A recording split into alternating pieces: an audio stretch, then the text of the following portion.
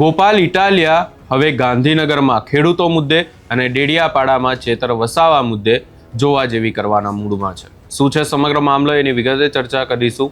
નમસ્કાર, હું છું ઉજ્જવલ અને આપ જોઈ રહ્યા છો નિર્ભય ન્યૂઝ. ગુજરાતમાં હાલ આમ આદમી પાર્ટીની સામે સૌથી મોટા બે પડકારો છે.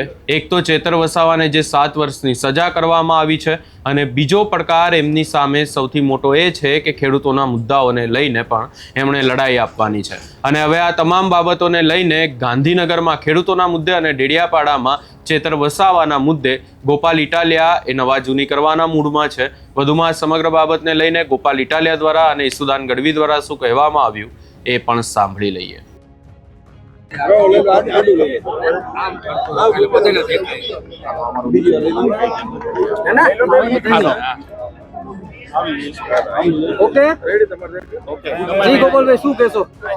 આજે સુરેન્દ્રનગર જિલ્લાના નગરા ગામ ખાતે આમ આદમી પાર્ટી દ્વારા ખેડૂતોના મુદ્દે એક કાર્યક્રમનું આયોજન કરવામાં આવ્યું. ફેબ્રુઆરી મહિનામાં જ્યારે બજેટ સત્ર હતું ત્યારે ધારાસભ્ય તરીકે મેં આ થાંભલાના વિષયને અલગ અલગ 3 વખત રજૂ કર્યો. એક વખત તારાંકિત પ્રશ્ન પૂછ્યો અને આ થાંભલા નાખવામાં જે પોલીસ ભાડે આવે છે એ બાબતનો ભાંડાફોડ કર્યો. એક વખત મેં કાપ દરખાસ્તના માધ્યમથી આ થાંભલા નાખવાની દાદાગીરીથી, ગુંડાગીરીથી, વળતર ચૂકવ્યા વગર અથવા મામૂલી વળતર આપી થાંભલા નાખવાની બાબત છે એનો કોઈ ચોક્કસ કાયદો બનાવવામાં આવે એવી માંગણી મેં વિધાનસભામાં રજૂ કરેલી. અને ત્રીજી વખત એક હું પ્રાઇવેટ મેમ્બર બિલ લઈને આવ્યો, ઇલેક્ટ્રિસિટી એમેન્ડમેન્ટ બિલ. આમ થાંભલાના વિષયમાં ફેબ્રુઆરી મહિનાના વિધાનસભાના સત્રમાં 3 વખત નજીકમાં બેસીને સરકારના બેરા કાન સુધી અવાજ પહોંચાડવાની કોશિશ કરી હોવા છતાંય આજે ભાડે પોલીસ મોકલીને કંપની પાસેથી કરોડો રૂપિયાનું ચૂંટણી ફંડ લઈને ભાજપ અને કંપની બંને સેટિંગ કરીને ખેડૂતોની કિંમતી જમીન પચાવી પાડવાનું ષડયંત્ર કરે છે. અમારી એવી માંગણી છે કે ખેડૂતોને સારામાં સારું એમને સંતોષ થાય એવું વળતર આપવા માટે રાજ્ય કક્ષાએ એક કમિટી બનવી જોઈએ વળતર નક્કી કરવાની. આ કંપનીઓ પૈસા કમાવા માટે લાઈન નાખે છે. એ કોઈ દેશ સેવા માટે કે કોઈ આર્મીને વીજળી મફત આપશે કે ભારત સરકારની તમામ કચેરીમાં વીજળી મફત આપશે કે ગુજરાત આખાના ખેડૂતોને વીજળી મફત આપશે એવું કાંઈ છે નહીં. આ કંપની ખેડૂતના ખેતરમાં થાંભલો નાખીને ખેડૂતને જ મોંઘા ભાવની વીજળી વેચવાની છે. જો કંપની નફો કરવાની હોય તો ખેડૂત શા માટે મફત જમીન આપે? તો કંપની જેટલો નફો કરે એમાં ખેડૂતનો પણ ભાગ હોય, અથવા ખેડૂતને ભાડું મળે, અથવા ખેડૂતની જમીનનું યોગ્ય વળતર મળે. એવી ખેડૂતોની જે માંગણી છે એ આજે ઉજાગર કરવા આમ આદમી પાર્ટીના માધ્યમથી અમે કોલ આપ્યો છે. આ લડાઈ રાજકીય રીતે બેરાકાનો સુધી પહોંચાડવાની છે. બિન રાજકીય લડાઈ, ઘણી લડાઈ ચૂકી પણ સરકાર સુધી વાત પહોંચતી નથી. કેમ કે વિધાનસભાઓની ગગનચુંબી ઇમારતોની ઊંચી ઊંચી બિલ્ડિંગોના ઊંચા માળે બેઠેલા સાહેબો સાંભળી શકતા નથી. એના સુધી વાત પહોંચાડવા માટેનો રસ્તો એ હંમેશા રાજકીય હોઈ શકે. અને એટલે આજે ખેડૂતોના મુદ્દે આમ આદમી પાર્ટી દ્વારા આ સરસ આયોજન થયું. મને ખુશી છે કે આજુબાજુના તમામ ગામડાઓમાંથી ખૂબ મોટી સંખ્યામાં ખેડૂતો ઉત્સાહપૂર્વક અહીંયા હાજર રહ્યા, અમારી વાતને સાંભળી અને એમના પ્રશ્નો ઉપર અમારું જે મંતવ્ય છે એને સ્વીકાર્યું. એ બદલ સૌનો આભાર. અચ્છા, કૃષિ મંત્રીએ કહ્યું છે કે જે ખેડૂતોને હેરાન કરશે એમને જેલ ભેગા કરવામાં આવશે, તેને લઈને શું કહેવું? તો એને પોતાને જ પહેલા જેલમાં પૂરવા પડે. હા, ખેડૂતોને હેરાન કોણ કરે છે? પાણી નથી આપતા, લાઇટ નથી આપતા, ટેકાનો ભાવ નથી આપતા, ખેતરે જવાના રસ્તાઓની સમસ્યા છે, ખેતરોમાંથી પાણીના વહેણનો પ્રશ્ન છે, નવી જમીન માપણીના કારણે ખેડૂતોની 7/12માં જમીન ઘટે છે, સહકારી મંડળીઓની અંદર કૌભાંડો કરી અને ખેડૂતોની જમીન પર બોજા નાખવામાં આવ્યા છે. એટલે કૃષિ મંત્રી એમ કહેતા હોય કે ખેડૂતોને હેરાન કરશે અને જેલમાં નાખવામાં આવશે તો ખાતું ખોલવું જોઈએ એમના પોતાનાથી. અચ્છા ગોપાલભાઈ, ચૈતર વસાવાને સજા કરવામાં આવી છે, આટલા ફાસ્ટ ચુકાદો એમના કેસમાં આવે છે 3 વર્ષની અંદર. ઘણા બધા કેસો આવા બન્યા છે ગુજરાતમાં, એટલો ફાસ્ટ ચુકાદો જોવા નથી મળ્યો. આને લઈને રોષ પણ છે. મોરબીમાં બ્રિજ તૂટ્યો, કોઈને સજા થઈ તમારા ધ્યાનમાં છે? કઈ નથી. રાજકોટમાં અગ્નિકાંડ થયો, ક્યાંય સજા થઈ? ન થઈ. બોટાદમાં લઠ્ઠાકાંડ થયો, ક્યાંય સજા થઈ? ન થઈ. સુરતમાં અગ્નિકાંડ થયો, ક્યાંય સજા થઈ? ન થઈ. સજા ગુનો કરવા વાળાને નહીં, ભાજપની સામે લડવા વાળા માટે જ સજા છે. બાકી આ ચોર ચપાટા લુકા લફંગા બળાત્કારી તોડબાજો કૌભાંડી જમીન mafia tender mafia ration mafia ફરે જ છે ભાજપનો પટ્ટો ગળામાં નાખે.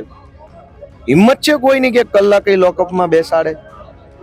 સજા માત્ર ભાજપ સામે જે લડે, જનતા માટે અવાજ ઉઠાવે, જનતાને જાગૃત કરે, ગુજરાતના આદિવાસીઓ, વંચિતો, ખેડૂતો એના માટે જે બોલે એને જેલમાં પૂરી દેવાના.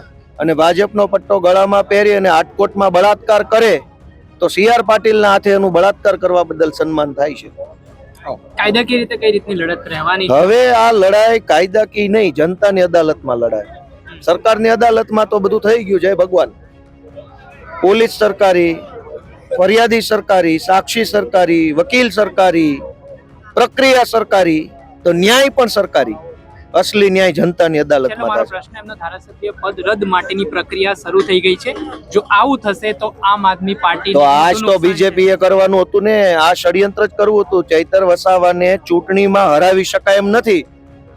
ભાજપ એમ ઈચ્છે છે કે ચૈતર વસાવા ધારાસભ્ય રહેવો ન જોઈએ, પણ લોકોનો પ્રેમ એવો છે કે નરેન્દ્ર મોદી ઉભા રહે તો ડેડિયાપાડામાં ચૈતર વસાવા જીતે.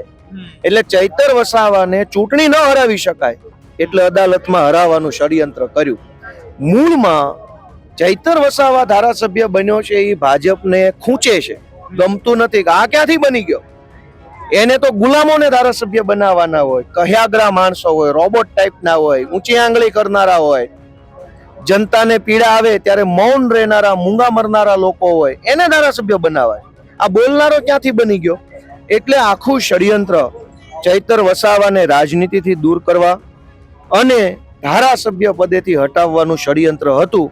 એમાં એ સફળ થયા છે. પણ મને વિશ્વાસ છે કે જનતાની અદાલતમાં ન્યાય થશે અને એવો હજરબમ ન્યાય થશે કે ઇતિહાસ યાદ રાખશે. Okay sir. આજે આમ આદમી પાર્ટી દ્વારા ખેડૂત આંદોલનના પાર્ટ 2 ની શરૂઆત સુરેન્દ્રનગરના નાગરા ગામથી હજારો ખેડૂતોની ઉપસ્થિતિથી કરી છે, જેમાં અમે માંગ મૂકી છે સરકાર સમક્ષ કે સરકાર જે હાઈટેન્શન લાઇન છે જે કચ્છથી લઈ અને 26 જિલ્લાઓ સુધી જવાની છે, એ લાઇનમાં ખેડૂતોને જેટલું પણ વળતર આપે એ નુકસાનમાં છે. કારણ કે 25-50 વર્ષ માટે આ લાઈનો નખાવવાની છે. લાઈનો નાખવાથી ખેડૂતોના જમીનના ભાવ પણ ઘટી જાય છે, ખેડૂતોને પૂરતું વળતર પણ મળતું નથી. એટલે સ્ટેટ લેવલની કમિટીની રચના કરવામાં આવે અને એ સ્ટેટ લેવલની કમિટીમાં નિવૃત્ત ન્યાયાધીશ, ખેડૂતો અને ખેડૂત આગેવાનો પણ હોય, ખેડૂતનું પ્રતિનિધિત્વ મંડળ પણ હોય અને એમાં આગામી 25 વર્ષ પછી કઈ રીતે વીજળીના યુનિટના ભાવ હોય, 50 વર્ષ પછી શું હોય, 25 વર્ષ પછી જમીનના શું ભાવ હોય, એ પ્રમાણે વળતર નક્કી કરવામાં આવે. અને એમાં અમારી માંગ એવી છે કે કંપનીઓ નફો કમાવા માટે આવી છે, તો નફામાં પર્ટિક્યુલરલી 25 કે 50 વર્ષ માટે ખેડૂતોને 5 થી 7% પ્રોફિટમાં ભાગ આપે એવી અમારી માંગ છે. અને આજે અમે બીજું એલાન પણ એ કર્યું છે કે આમ આદમી પાર્ટી બીજા જે અમે મળવાના છીએ ગાંધીનગરમાં 5 તારીખે સત્યાગ્રહ છાવણીમાં અમે સામૂહિક ઉપવાસ કરીશું ખેડૂતો માટે. ખેડૂતોના વિવિધ પ્રશ્નો છે. અત્યારે હાલત એવી થઈ ગઈ છે, ખેડૂત ભાવ માટે રસ્તા ઉપર નથી ઉતર્યો, ખેડૂત વીજળી માટે રસ્તા ઉપર નથી ઉતર્યો, તમને વીજળી ફ્રી આપો.